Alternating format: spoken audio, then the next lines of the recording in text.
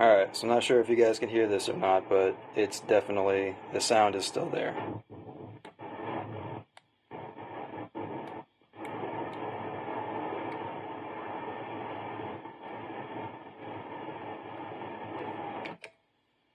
Turn that off.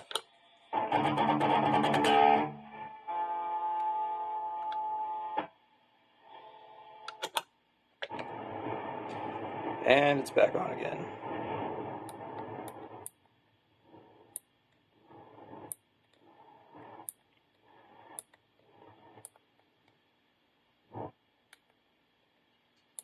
And then it goes away again. But the fact that it's still intermittent is still a problem. So, fortunately, I got to send it back.